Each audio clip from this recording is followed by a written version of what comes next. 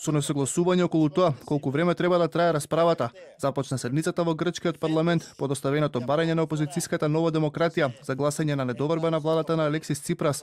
Договорот кој го постигнаа Скопје и Атина се очекува да биде главна тема на дискусија, а како што најави председателот на парламентот Никос Вуцис, расправата ќе заврши во сабота, кога ќе се знае дали ќе опстане владата на грчкиот премиер. Од опозицијската Неа демократија велат дека Ципрас е изолиран од народот и од неговиот кабинет и дека нема легитимитет да го потпише договорот.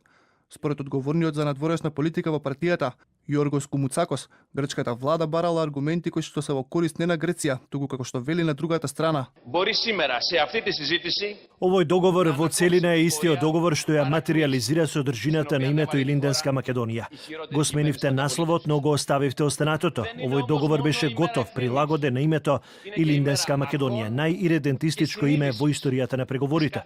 Не успеавте со тоа име и само го сменивте насловот, но се друго му служи на најиридентистичкото име во 30-те години од преговорите. А во пресрет на седмицата, Ципрас одговарајќи на нападите на председателот на Нова демократија, порача дека Мицотакис се претворил во гласноговорник на вистинскиот лидер на партијата, Андонис Самарас.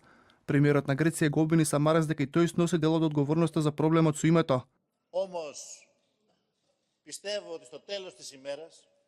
Самарас ја изгради својата кариера продавајќи патриотизам на тема која е болна за оваа земја веќе 26 години.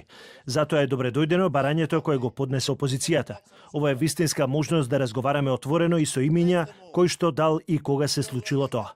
Договорот меѓу Македонија и Грција денеска го поздрави официјален Париз. Од Министерството за надворешни работи на Франција велат дека ова е голем настан, од чиј исход користи имаат и двете земји.